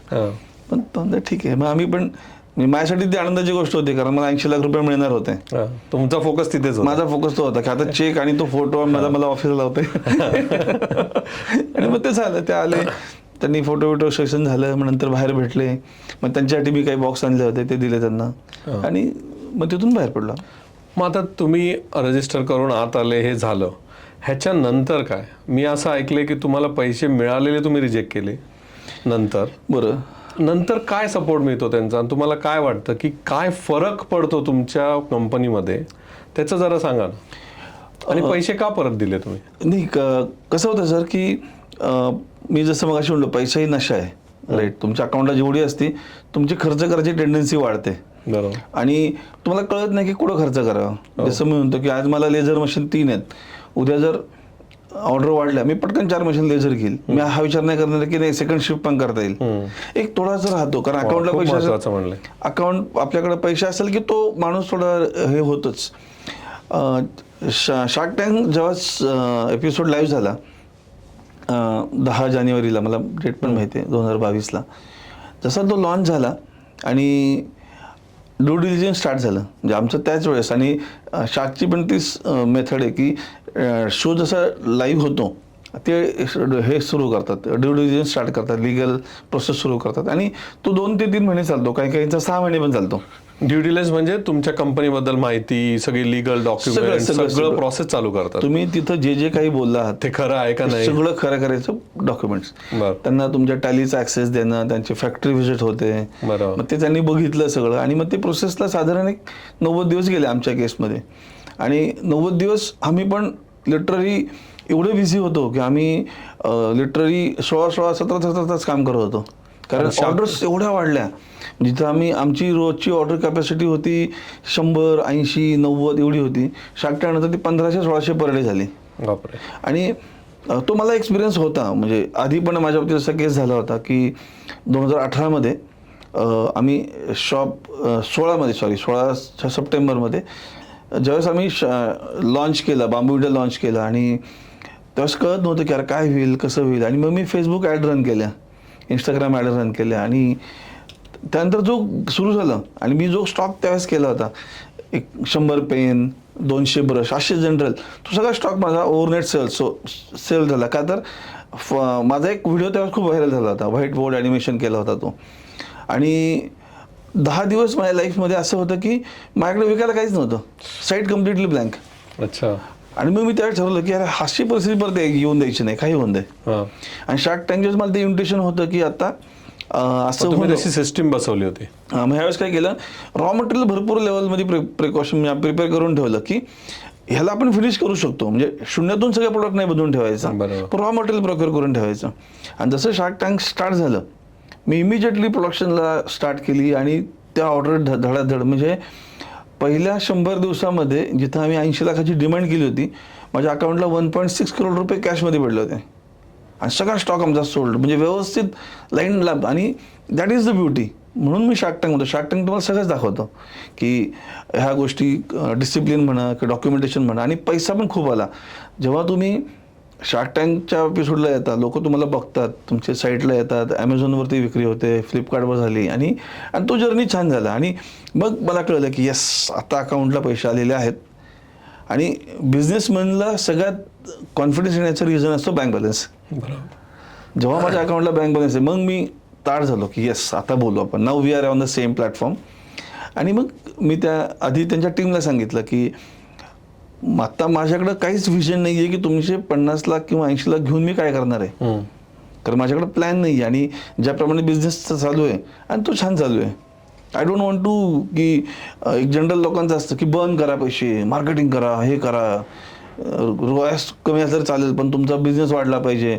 टॉप लाईनचा लोक विचार करतात, लोकांनी इबिटा किंवा पॅटचा कोणी विचार करत नाही. म्हणलं नाही, मला टॉप लाईन सेलमध्ये बिलकुल इंटरेस्ट नाही आहे. जर मला त्या महिन्यात प्रॉफिट नाही झाला, 3 महिने प्रॉफिट ज्या दिवशी मला नाही होईल ना, मी धंदा माझा मी बंद करेल, मला कोणी सांगायची गरज नाही आहे. As simple as that. कारण हा माझा आजही तोच, मी प्रॉफिटसाठी धंदा करतो. माझा स्ट्रेट आहे. मला 5वीला गणित शिकवलं होतं, खरेदी मायनस विक्री बरोबर नफा, आणि हेच गणित माझं आजही तेच फॉलो आहे. म्हणून मी ते त्यावेळेस त्यांना सांगितलं स्पष्टपणे की त्यांच्या टीमला, ते म्हणले you should talk to Mittal sir. ठीक आहे, अनुपमशी बोलतो. मग एकदा कॉन्फरन्स, त्यांचाच एक पॅटर्न असतो की एव्हरी मंथ ते कॉन्फरन्स घेतात प्रत्येक स्टार्टअपचे त्यांनी इन्व्हेस्ट केलेली आहे किंवा जे त्यांना इन्व्हेस्ट करायची आहे. आणि त्यांचा एक फॉर्म असतो स्ट्रेट की ह्या महिन्यात तुमचा सेल किती झाला, ऑनलाईन किती, ऑफलाईन किती, कुठलं हायेस्ट प्रोडक्ट कुठला सेल झालं, एक तो चार्ट बनवून त्यांना पाठवायला लागतो आपल्याला. मग मी म्हणलं हे माझं परत तेच झालं. कॉर्पोरेट लाईफमध्ये मी हेच करत होतो, वीकली स्टेटस रिपोर्ट पाठवा आणि नंतर मॅनेजरच्या सेवा म्हणणार. मी तो पण एक मुद्दा असू शकतो नाही, तो पण मुद्दा की मला 14 वर्ष मी खूप स्ट्रेसमध्ये घातले. म्हणजे मी ऑनेस्टली माझं आवडचं क्षेत्र होतं बार्कलेज किंवा कुठली IT प्रोफेशनल माझं आवडीचं क्षेत्र होतं, पण तो स्ट्रेस राहायचा मनात की अरे माझी डिलिव्हरी आहे, उद्या टेस्टिंग आहे, एखादं बग नाही झाला सॉल्व तर काय होईल, ह्या गोष्टी नवीन. आणि तेच परत आलं तुम्हाला, परत तेच आलं. म्हटलं नाही हे आपल्याकडे जायचं नाहीये. तर मला ते कळलं, ते एक आलं, बँकेत पैसे आले, तुमचा कॉन्फिडन्स वाढला. आणि मग त्यांना मी सांगितलं जाऊन की अनुपमला की असं आहे, मला माहीत नाही या पैशाचं काय करू, कारण मला ऑलरेडी माझ्याकडे ज्यांच्याकडे मी पैसे घेतले होते, मी बहिणीकडनं घेतले होते, आईवडिलांकडनं घेतले होते, त्यांना परत मी पैसे दिले. आता परत मी एकदम नील झालो व्यवस्थित की आता अकाउंटला पैसे पण आहेत, कोणाच्या देणं पण नाही आहे, तर विनाकारण परत कशाला घेऊ परत पैसे. मी त्यांना सांगितलं की मला जर कुठला एखादा प्रोजेक्ट आला किंवा असं वाटलं की एखादं मोठं सुरू करायचं तर मी तुम्हाला कॉन्टॅक्ट करतो. ते म्हणले यू आर मोस्ट वेलकम. आणि ही अप्रिशिएट की बरं तू स्पष्ट येऊन बोलला, नाही तर लोक बोलत नाहीत. लोक म्हणले की लोक पैसे देणारे भेटले ना, आधी पैसे घ्या, आधी गाडी घेऊ, एखादा बंगला घेऊ. आता ब्ल्यूचा तुम्ही केस बघितली राईट, तर ते सेम तसंच, म्हणजे ते झालं असतं माझं इनडायरेक्टली. आणि मग त्यामुळे माशनीर पण ऐकले, माशनीरला पण त्यांच्या टीमला मी सांगितलं. मग नंतर दिल्लीत गेलो होतो, मग भेट झाली आमची, पण त्यांना सांगितलं. ते म्हणले की इट्स ओके, इट्स हॅपन्स म्हणले. आणि उलट चांगलं आहे की त्यांनी उलट तुम्हाला सांगा काय मदत लागली तर मला इन फ्युचर, म्हणजे ठीक आहे. आणि त्यांनी ऐकलं नसतं तर काय केलं असतं? नाही हे ॲक्च्युली तो शेवटी तुम्ही ॲग्रीमेंट असं काही नसतं राईट. तिथं सोनी टीव्हीला त्यांचं काम आहे, त्यांचा TRP मिळाला, शो हिट झाला, दे आर हॅपी. आम्ही पण हॅपी, आमच्या अकाउंटला पैसे आले. आणि शार्कसुद्धा हॅपी. शार्क टँकच्या अगोदर ह्यांना कोण ओळखत होतं, तेव्हा ते तसे हॅपी होते. आणि जर त्यांना मिळाली डील तर इट्स ओके. त्यामुळं नाराज तिथं कोणीच होत नाही. म्हणजे शार्क टँकमध्ये सगळेच हॅपी आहेत. पण तुम्हाला आता कॉन्फिडन्स लेवल किती आहे की तुम्हाला, कारण हे दोघं इंडियातले टॉप शार्क्स, ते तुम्हाला म्हणत तुला कधीही पैसे लागले तर तू आम्हाला विचार, ह्यानी काय फरक पडतो? नाही, फरक पडतो ना सर. शेवटी कसं असतं की एक असतं ना की तू लढ मी आहे तुझ्याबरोबर, हे म्हणणारं कोणी असलं ना माणूस ह्याची एक फार मस्त गोष्ट आहे. ह्याची एक अशी गोष्ट आहे की US मध्ये, खरी आहे का खोटी माहीत नाही, पण एक गोष्ट आहे ती की US मध्ये एक बिझनेसमॅन पार्कमध्ये वॉक करत असतो आणि खूप टेन्शनमध्ये असतो. तर तिथे एक माणूस बेंचवर बसलेला असतो, एक म्हातारा माणूस. तो त्याला म्हणतो, इकडे काय झालं तुला एवढं? तर म्हणलं, बिझनेसमध्ये खूप लॉस झाला आहे, आता मी आत्महत्या करणार वगैरे असं तो बोलतो. तर तो म्हणतो की तू एक काम कर की मी खूप मोठा बिझनेसमॅन होतो आधी, मी सगळं सोडलं, मी तुला $100 मिलियन चेक देतो. $100 मिलियन चेक देतो, उद्या सकाळी ये, इथून घेऊन जा, है ना. तो येतो, दुसऱ्या दिवशी येतो, तो $100 मिलियनचा चेक घेऊन घरी जातो. ठीक आहे. आणि त्याचा बिझनेस वगैरे सगळं चांगलं चालतं. तो ते पैसे वापरत नाही. त्याला काय असतं मागे, किंवा कारण माझ्याकडे $100 मिलियन आहे आता. परत तो जोराने चालू करतो, सगळा बिझनेस चालू करतो. 1 वर्षानंतर परत म्हणतो, आता मला या चेकची काही गरज नाही, आपण त्याला परत देऊन टाकू. तिथे जातो त्याला द्यायला, तो तिथं माणूस नसतो. तर दुसरा एखादा माणूस असतो, तो म्हणतो, अरे तो खरंच भिकारी होता, तो सगळ्यांना असे $100 मिलियनचे चेक देतो. क्या बात. ह्याचा अर्थ काय की तुम्हाला फक्त बॅक ऑफ द माइंड कोणीतरी सांगितलंय माझ्याकडे $100 मिलियनची सोय आहे, बरोबर, तरी तुमचं माइंडसेट बदलतं. एक्झॅक्टली. हेच ऍक्च्युली आपल्याला सरकारकडनं अपेक्षित आहे सर. हा, आपण टॉपिक थोडा चेंज करू. सरकारने तुम्हाला जेव्हा म्हणतो की आम्ही स्टार्टअपला हेल्प करू, लोन घ्या किंवा collateral घ्या, पण तो जो कॉन्फिडन्स आहे ना, तो जो मिळतो ना एखाद्या बिझनेस मधला, ती इकोसिस्टम क्रिएट होते ना. आणि मला जर माझ्या अकाउंटला XYZ पैसे आले तर मी कोणाला तरी पास ऑन करेल, तो त्याला पास ऑन करेल. अशीच सर्क्युलर इकॉनॉमी वाढते. नाही, ते परफेक्ट म्हणले तुम्ही. आणि US मध्ये जास्त करून वेस्टमध्ये पैशाला, म्हणजे बिझनेस आयडिया असेल ना, तर पैशाला काही हेच नाहीये. म्हणजे मी स्वतः फाउंडर्सला भेटलो, त्यांच्या डोक्यात नुसती आयडिया आहे, त्यांना 10-10 मिलियन मिळाले. तो एक वेगळा विषय आहे की म्हणजे पण आय थिंक शार्क टँक मधनं तुम्हाला ते आज पण, लेट्स से आता तुम्हाला ही पुढची जर ग्रोथ घ्यायची असेल तर हे 2 मोठे इन्व्हेस्टर तुमच्या पाठीशी आहेत. त्यांना तुमचा बिझनेस मॉडेल माहिती आहे, ते तुम्हाला इन्व्हेस्ट करणार आहेत, है ना. बरोबर. हे तुम्हाला खूप फायदेशीर ठरेल. नक्कीच. आणि दुसरं तुम्ही म्हणताय की फक्त ह्या ब्रँडिंगमुळे तुमचा एवढा बिझनेस झाला. बरोबर. मला आता या रिलेटेड एक क्वेश्चन आहे. तो जो स्पाइक मिळाला त्यानंतर तुम्ही तो मेंटेन कसा केला सर? नाही, तो मेंटेन नाही होत. कारण ती 18 मिनिटाची किंवा 12 मिनिटाची सोनी टीव्ही होती, तो 1 मिनिटाच्या $1 करोड वरती त्याची कॉस्ट आहे. हो, राईट. मग जर तसंच मेंटेन करायचं असेल तर 15-20 कोटी टाकायला लागेल. पण दॅट इज नॉट राईट. तर त्यामुळं ती वेव असते, तुम्ही ती राईड करायची, ती ऑटोमॅटिक ऑर्गॅनिकली खाली येते. काही नाराज व्हायची गरज नाहीये. मग तुम्ही तुमच्या सोशल मीडिया थ्रू किंवा इन्फ्लुएन्सर मार्केटिंग थ्रू, तुमच्या प्रोडक्टच्या थ्रू, कॅम्पेन थ्रू तुम्ही तो एका लेवलला परत नेऊ शकता. पण त्या लेवलला जाणार नाही, हे तुम्ही धरून चालायचे. अनलेस अँड अंटिल परत एखादा काहीतरी चमत्कार झाला तर. पण ती वेव जी आहे ना, ती तुम्हाला तुमच्या आयुष्यात 10 वर्ष पुढे नेऊन टाकते किंवा 4 वर्ष पुढे नेऊन टाकते. आणि that is more than sufficient. म्हणजे तुम्ही प्रत्येक वेळेस म्हणू शकत नाही की नाही मला तेवढीच वेव पाहिजे. यू आर गॉड ग्रेस की एवढे 77,000 किंवा 72,000 लोकांमधून मी जर त्या पहिल्या 60 मध्ये पोहोचलो होतो, तर आय एम ब्लेस्ड की मला देवाकडे देवाची कृपा आहेच, पण तुमचा हार्डवर्क पण आहे त्याच्यात.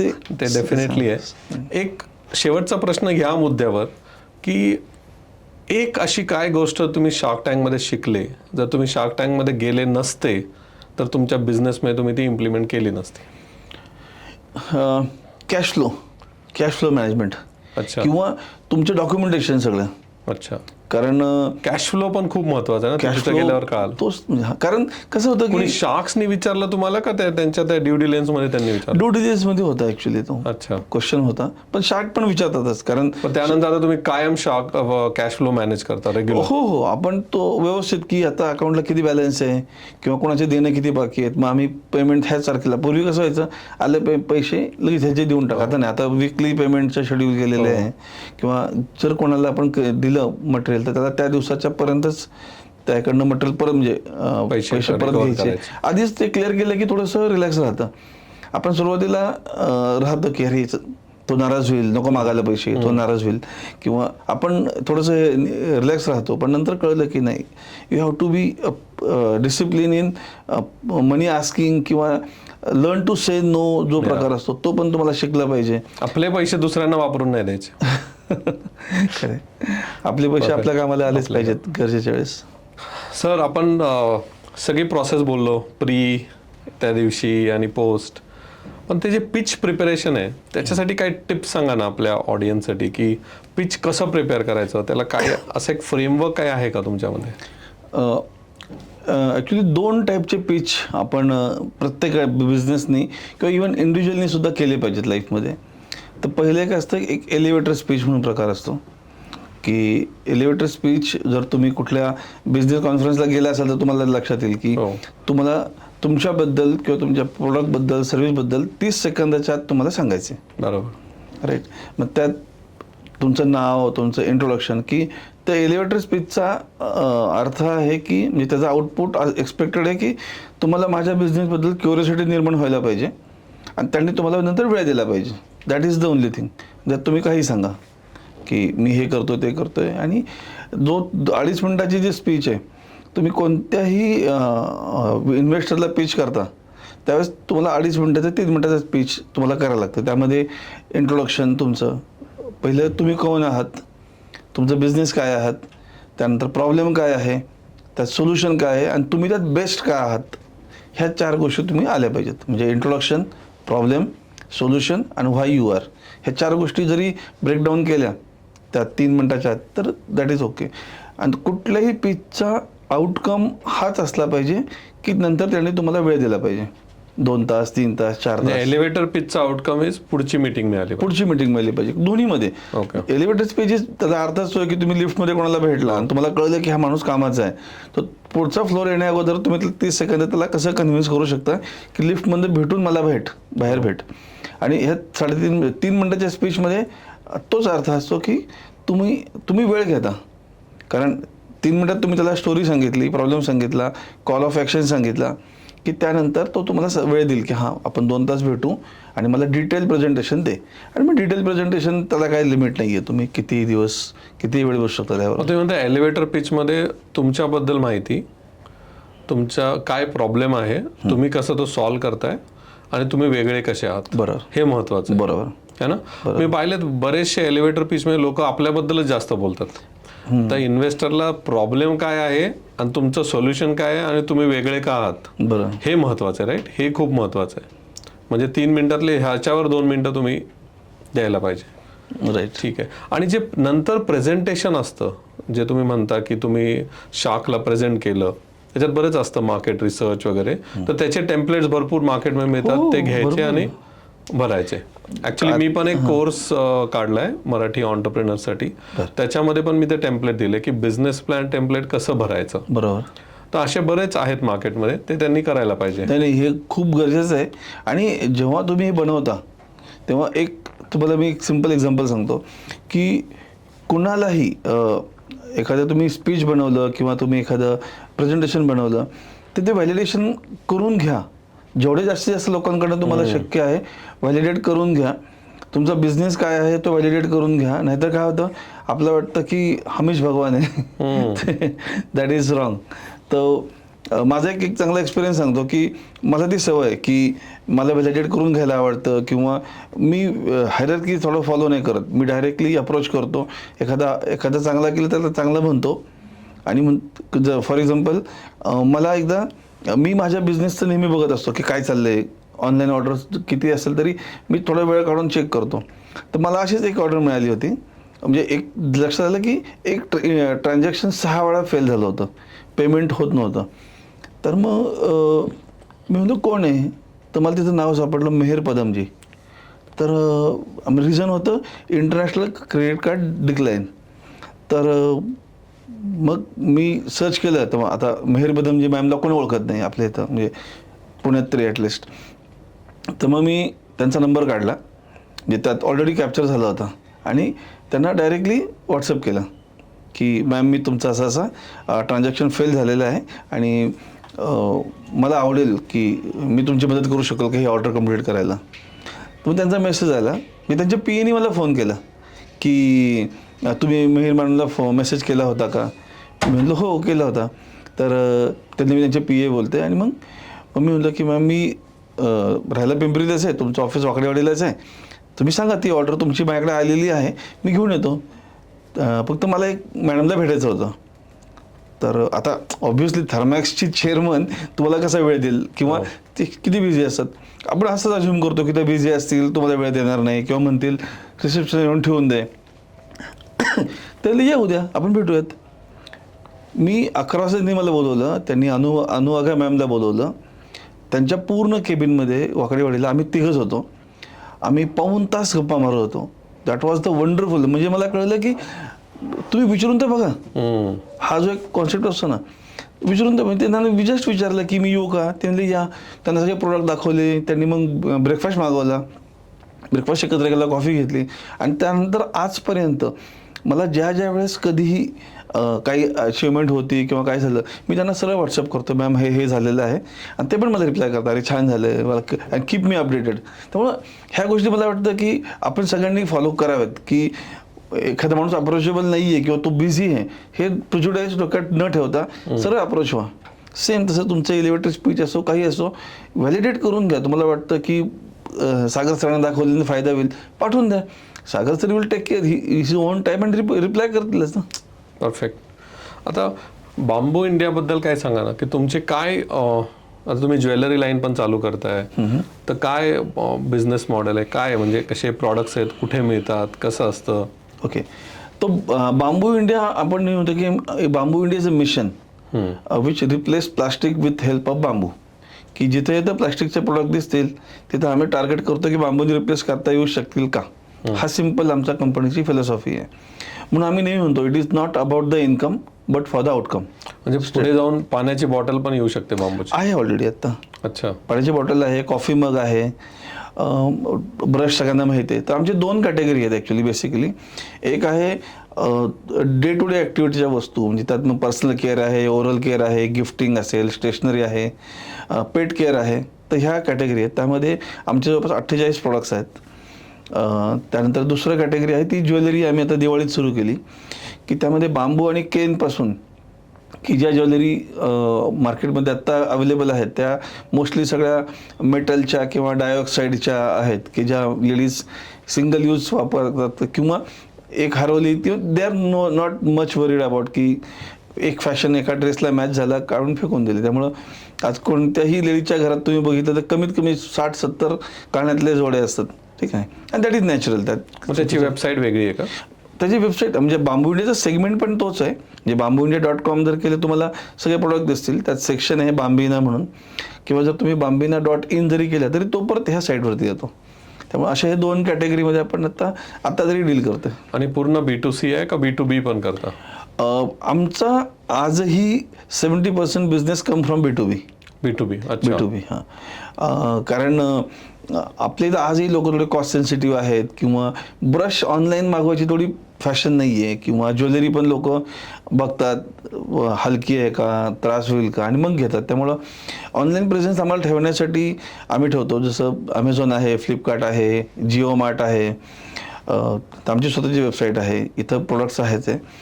प्लस आम्ही एक्झिबिशन्स खूप साऱ्या करतो. पुण्यात उत्सव असेल किंवा आता बांबू फेस्ट होतं, त्या एक्झिबिशनला आमचे प्रोडक्ट्स अवेलेबल असतात, ते तिथेही आहेत. आणि B2Bमध्ये जेवढे काही कॉर्पोरेट्स गिफ्टिंगच्या कंपन्या आहेत त्यांच्याशी आमचा एक गुड टर्म्सवरती बिझनेस चालतो. तुम्ही टाटाची डील कशी क्लोज केली B2Bची? तो एक खूप इंटरेस्टिंग स्टोरी आहे. 2017मध्ये मला टाटा ग्रुपमधून कुलाब्यावरनं फोन आला होता की आम्ही इंटरेस्टेड आहोत की सस्टेनेबल प्रोडक्ट्स आमच्या हॉटेलमध्ये ठेवण्यासाठी, तर तुम्ही येऊन भेटाल का? तर ऑब्व्हियसली टाटाचं आपल्या मनात एक वेगळं स्थान आहे सगळ्यांचं. तर मी तिथे गेलो, त्यांना प्रोडक्ट दाखवले, त्यांनी बघितले, त्यांना आवडले, पण ते कॉस्टमध्ये काय बसत नव्हतं. तर ते म्हणले की आम्हाला ब्रशची आत्ता कॉस्ट जी आहे ती मिळते ₹4-5 आणि तुमची जी कॉस्ट आहे ती ₹15-20 त्यावेळेस जास्त होती. तर हे मिसमॅच होतं आहे. पण त्यांना आमची खूप इच्छा आहे, पण आमचे पण काही कमर्शियल लिमिटेशन्स आहेत की आम्हाला नाही ठेवता येणार. म्हणलं ठीक आहे, काय हरकत नाही सर. म्हणलं माझी खूप इच्छा होती आयुष्यात की 5 स्टार हॉटेलमध्ये जाऊन ताजमध्ये जाऊन चहा प्यायची, ती तुम्ही पूर्ण केली हीच माझ्यासाठी खूप मोठी पण ती मैत्री आमची झाली चांगली. आणि नंतर 3 महिन्यानंतर मला कॉल आला की सेंट्रलाइज परचेस पॉसिबल नाही आहे बिकॉज कॉस्टिंग इश्यू आहे. पण त्यामुळे आमच्या काही सेपरेट प्रॉपर्टीज आहेत ज्या इंडिपेंडेंटली वर्क करतात, तर त्यांच्याकडून तुला मी कनेक्ट करून देऊ शकतो. मग त्यांनी मला मॉलडीव्जला कनेक्ट करून दिलं, अंदमानला कनेक्ट करून दिलं, भूतानला कनेक्ट करून दिलं आणि तिथून बिझनेस स्टार्ट झाला. आणि आज जवळपास 6 वर्ष होऊन गेले त्या ग्रुपला करतो. आणि नंतर मग हळूहळू त्यांचे काही एजंट्स म्हणजे त्यांच्या काही अशा कंपन्याज आहेत की ज्या कॉर्पोरेट लेवलला सप्लाय करतात आणि तोपर्यंत प्राईस पण कमी झाली होती. आणि now we started with bamboo earbuds, कंगवा पण देतोय आम्ही, रेझर पण देतोय. आणि आता अक्रॉस पॅन इंडिया जे काही ताजच्या हॉटेलमध्ये जे ब्रश मिळतात आहे किंवा नॉट ओन्ली ताज, हे ज्या मोठ्या मोठ्या हॉटेल आहे ITC असेल किंवा नोव्होटेल असेल, इथं जे ब्रश मिळतात त्यात आमचा त्यात मोठा वाटा आहे. अरे वा. सर आता बिझनेससाठी महाराष्ट्रामध्ये आपल्या मराठी लोकांना काय ऑपॉर्च्युनिटीज आहेत आणि तुमचा काय सल्ला राहील त्यांच्यासाठी? ओके, आपण ना मराठी जी मुलं आता त्यांना भेटतो मी कॉलेजला जाऊन किंवा जनरल जी आत्ता जी पिढी आहे त्यांना ना सगळ्या गोष्टी फॅन्सी करायच्यात, चमकणाऱ्या. किंवा आता ह्यांना स्टार्टअप म्हटलं की प्रत्येकाला वाटतं की स्टार्टअप म्हणजे ड्रोन आला, काहीतरी ॲप आला, मग काहीतरी चायवाला आणि बनपाववाला आणि बटरवाला असं काहीतरी त्यांचं सुरू असतं. पण जेव्हा तुम्ही स्टार्टअप विचार करता तेव्हा तुम्ही काय प्रॉब्लेम नक्की सॉल्व्ह करताय हे बघितलं पाहिजे. आता फॉर एक्झाम्पल मी मगाशी आपण बोलता बोलता म्हणलं की भारत हा जगातला सगळ्यात मोठा बांबू उत्पादक देश आहे, ठीक आहे. पण आपण किती प्रोडक्ट्स बनवतोय? आजही आपण जगातल्या टॉप 10 मध्ये 7व्या का 8व्या नंबरला आहोत बांबू प्रोडक्ट एक्सपोर्ट करण्यासाठी. म्हणजे आपल्याकडं रॉ मटेरियल अवेलेबल आहे, आपल्याकडं प्रोडक्ट्स अवेलेबल आहेत, आपल्याकडे मॅनपॉवर आहे. फक्त एक कडी मिसिंग आहे की ह्यांना सगळ्यांना कोणतरी कनेक्ट करेल. कारण प्रत्येकाला AC मध्ये बसून काहीतरी काम करायचं आहे असं नाही आहे. ग्राउंडवर या, काहीतरी मिनिंगफुल करा, प्रॉब्लेम शोधा, काय प्रॉब्लेम शोधा. आणि खूप आहेत प्रॉब्लेम. म्हणजे मी फक्त एक ब्रश प्रोडक्ट पकडला, म्हणजे बांबूचे 1800 प्रोडक्ट्स मार्केटमध्ये अवेलेबल आहेत, 1800. त्यातला मी एक प्रोडक्ट आहे ज्याचा वार्षिक टर्नओव्हर 7,500 करोड आहे, म्हणजे फक्त ब्रशचा. इयरबडचा सोडून द्या, तुम्ही स्ट्रॉचा सोडून द्या, किती प्रोडक्ट्स आहेत. सगळ्यांनी जर म्हणजे आज आपण प्लास्टिक टूथब्रश भारतातून हद्दपार करायचं ठरवलं आणि बांबूने रिप्लेस करायचं ठरवलं तर कमीत कमी 1000 उद्योजक लागतील आणि 1,00,000 लोक लागतील कामाला. बापरे. पण ते मिशन घ्यायला पाहिजे कोणी. मिशनमुळे तुम्हाला पंतप्रधान पण भेटत आहेत कारण त्यांनाही दिसतंय हे फार मोठं गोष्ट आहे. आता ह्याच्यामध्ये तुम्ही IT मधनं आले, तुम्ही हा बिझनेस केला आणि बऱ्यापैकी फरक पडतो ITतनं आल्यामुळे. ITचं तुम्हाला नॉलेज असतं. तर डिजिटल ॲडॉप्शन कुठलाही एखाद्या मराठी माणसाने बिझनेस चालू केला तर डिजिटल ॲडॉप्शन कसं करायचं आणि कसं शिकायचं ते का आणि किती महत्त्वाचं आहे ते? नाही, आजच्या घडीला साक्षरता जसं आपण म्हणतो काही वर्षापूर्वी साक्षरता होती तशी आज डिजिटल साक्षरता ही पण तेवढीच महत्त्वाची आहे. कारण विदाऊट इंटरनेट किंवा विदाऊट सोशल मीडिया तुम्ही एक्झिस्टच करू शकत नाही. वा. कारण तुमचा ब्रँड दिसला पाहिजे, तो लोकांच्या लक्षात राहायला पाहिजे, तुमचं व्हिजन लोकांच्या कनेक्टेड राहायला पाहिजे. ह्यासाठी तुम्हाला प्रयत्न करणं खूप गरजेचं आहे. म्हणजे तुम्ही असं म्हणून चालणार नाही की नाही मला सोशल मीडियाचं व्यसन नाही आहे. ते व्यसन ही दुधारी तलवार आहे. म्हणजे तुम्हाला जर तुम्ही जास्त अतिरेक केला तर तुम्हाला तो त्रासदायक पण ठरू शकतो. आणि पण मला वाटतं की उलट लोक म्हणतात की कुठे शिकायचं त्यांनी हे? सर ॲक्च्युली माझं तर सिम्पल मत आहे की जस्ट स्टार्ट युजिंग इट.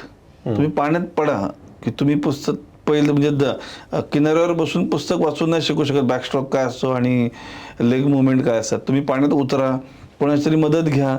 छोटे किती सारी कोर्सेस अवेलेबल आहेत यूट्यूबवरती, तर फ्री ऑफ कॉस्ट आहेत बऱ्याचशा गोष्टी, तिथून शिकता येतील.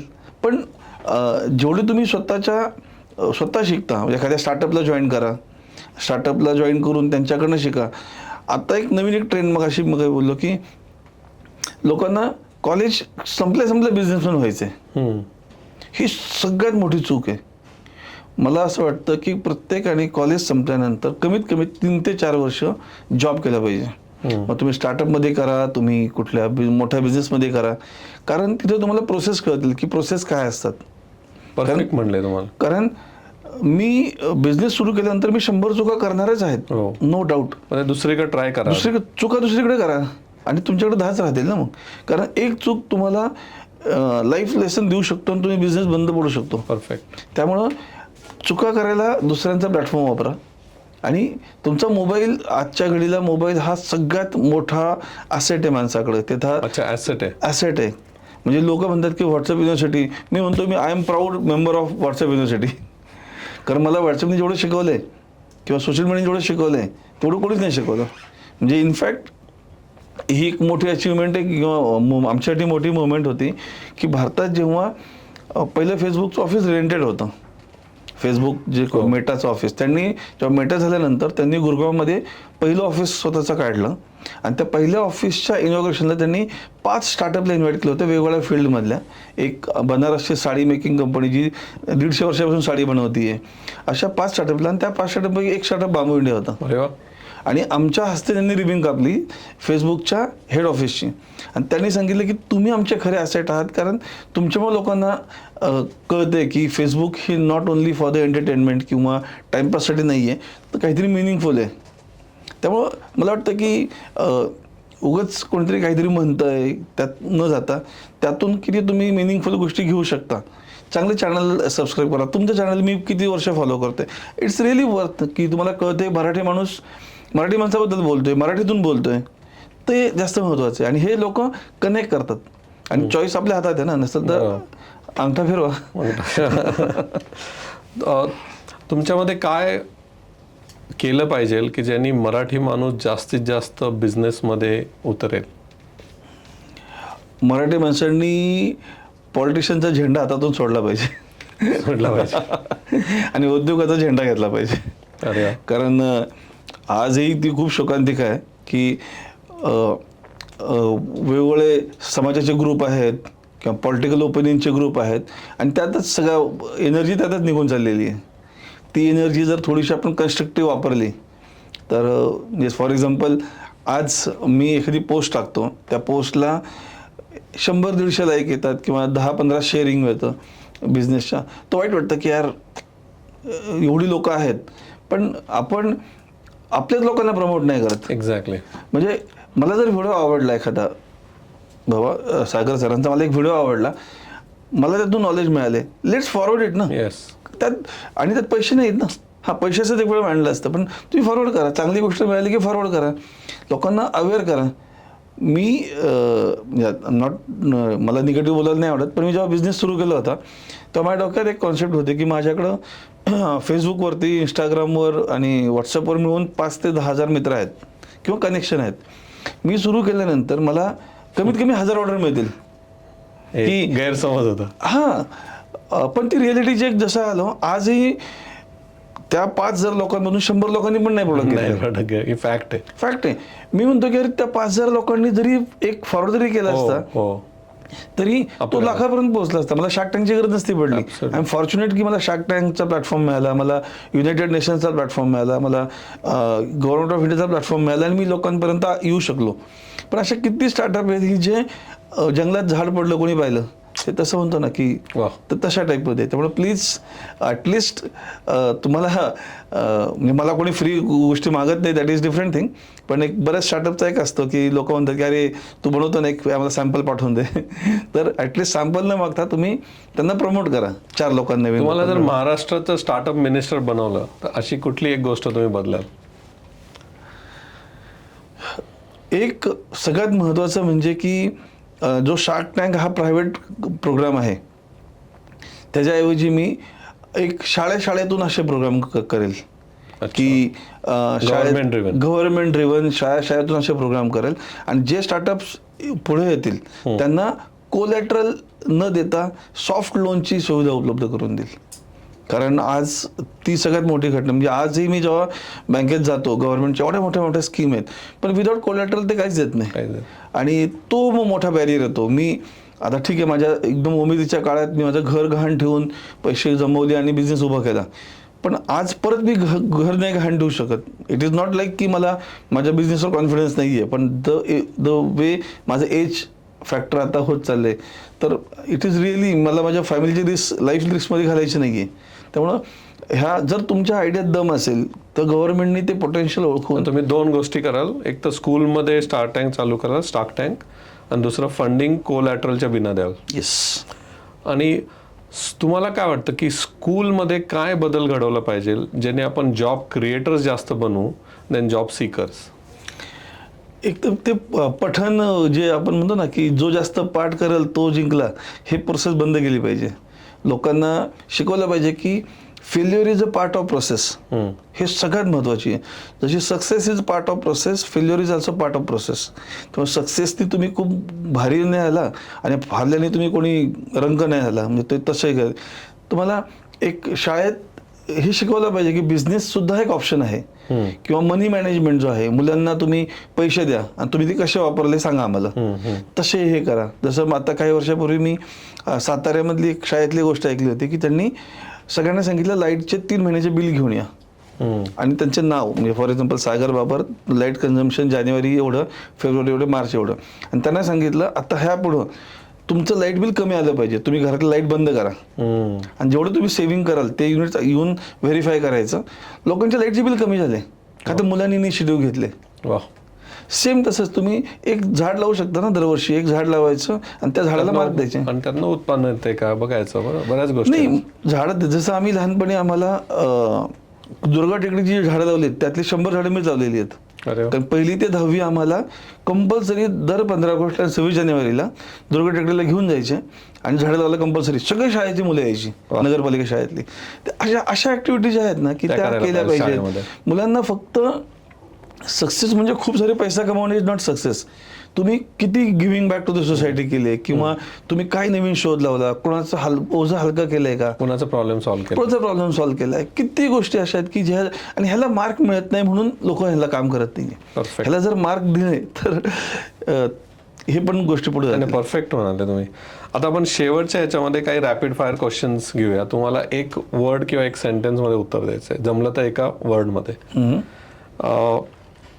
कुठली एक मराठी फ्रेज किंवा वर्ड जे ऑन्टरप्रेनर स्पिरिट डिस्क्राईब करतं? ऐकावे जनाचे, करावे मनाचे.